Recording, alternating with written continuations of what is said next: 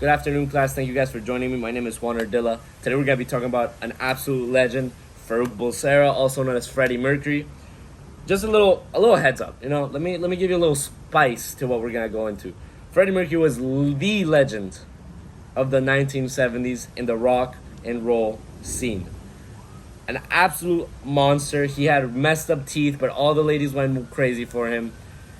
This guy changed rock and roll forever.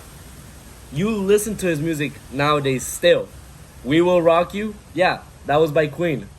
Bohemian Rhapsody, yeah, that was by Queen. A lot of the songs that you listen to in soundtracks of movies that are coming out nowadays is from Queen and Freddie Mercury.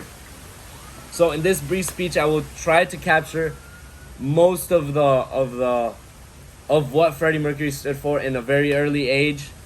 Some of his early songs, some of his early albums, some big breakthroughs, and even some very tragic news that happened to Freddie Mercury by 1991.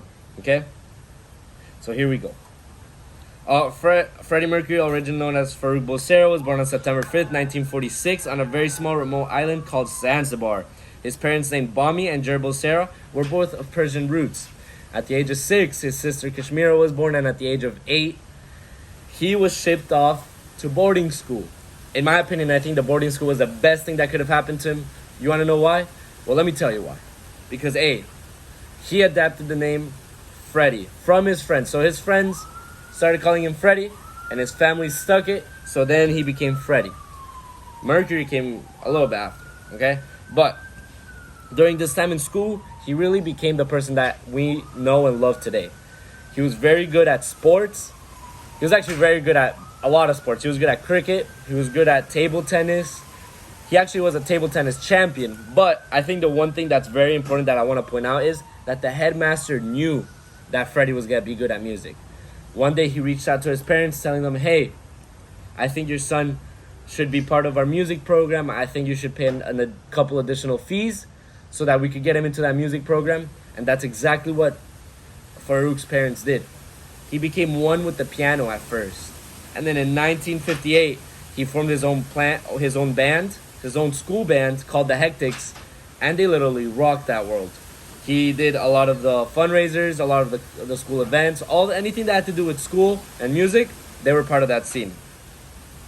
He finished school in 1962 and returned to Zanzibar, where he would spend a lot of time with friends, chilling at the beach, marketplaces, and even the local stores. Because, what do you do at 18 once you leave school? Pretty much that.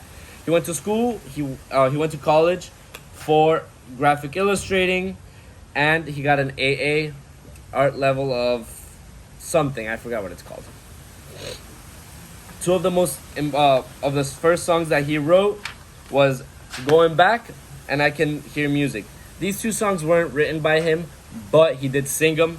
These two songs were recorded during 1973, the summer of 1973, and I Can Hear Music was released on June 73rd. So they were recorded and released around the same year, and that's these two. They're not that good. I don't really like them. The Night at the Opera. A Night at the Opera was one of the first albums that Freddie Mercury released with his band Queen. They released this album November 21st, 1975 by EMI Records in the UK and Elektra Records in the US. It was produced by Roy Thomas and Queen, of course, and it was one of the most expensive albums to come out during that era. Obviously, nowadays, these albums cost millions of dollars to create, but back in the day, it was very expensive to create one, especially when a band like that is still growing. Here we go.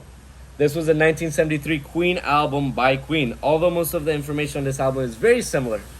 Everything's very similar. One of the best songs ever, in my opinion, best rock and roll song came out in this album, Bohemian Rhapsody. Yes, you might think it's the title from the movie that just came out, but no.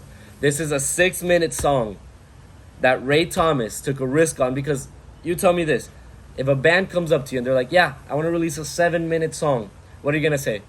Oh yeah, right away? No, it was the first song of that time that was 7 minutes long, 6 minutes and something. So Ray Thomas took a huge step, and he did that. This song was on the UK singles chart for 9 weeks straight.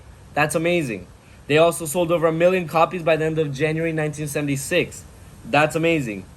This song beat many records, including Grammy Hall of Fame, Brit Award for the Song of the Year, and MTV Music Video Award. That's awesome, you know?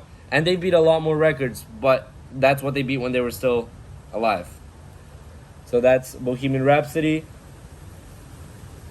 Those are the awards, and this is Live Aid.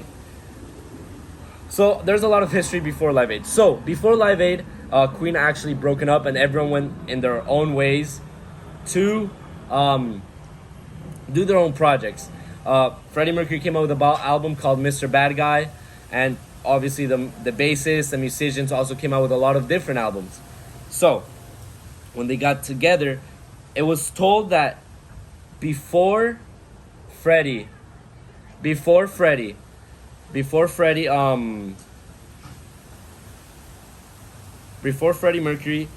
went into Live Aid, before Freddie Mercury went into Live Aid, he actually told his bandmates that he was actually positive for HIV. Obviously, it was heartbreaking, but I think him telling his bandmates that he had this terrible disease that back in the day people would consider homophobic, pretty much, because everyone was really homophobic back in the day. So these people,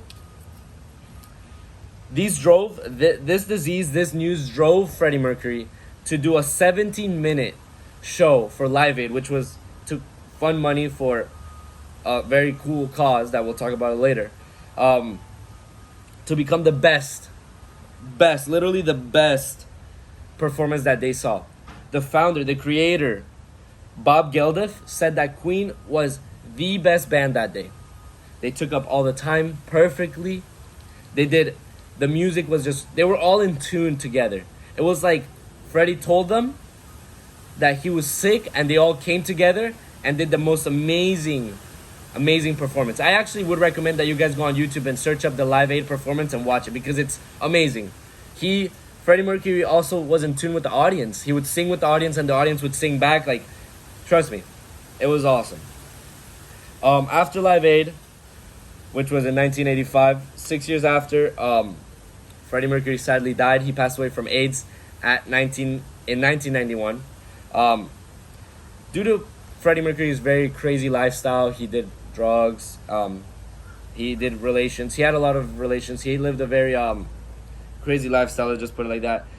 He was diagnosed with HIV and AIDS. Not a lot of people knew, only his close friends, family. He really wanted to keep it a secret because he didn't want the media to turn it around against him. Because sadly, during that time, that illness was considered literally the worst thing ever. Because it would only, a lot of people that were homosexuals would get it. So definitely wasn't an illness that, oh, hey, my grandma got HIV and it's okay. No, it was definitely something that only the homosexuals would get. He actually, the love of his life was actually a woman. He was with her for a very, very, very long time. Her name was Marianne, I'm pretty sure. They were together for 6 years, and when Freddie Mercury fell sick, she actually took care of him. She took care of him until the day that he passed away. So, it was like a love story, pretty much. He would literally give up his life for her, As a result of my research, I want to thank you guys for listening to me. Freddie Mercury is definitely someone who is awesome, and sadly, he had to die too soon. But his legacy lives on, and every single day, his music's still getting played, and not a lot of rock stars can say that their music gets played 20-something years after they've passed away. So I appreciate you guys. Thank you for listening to my speech.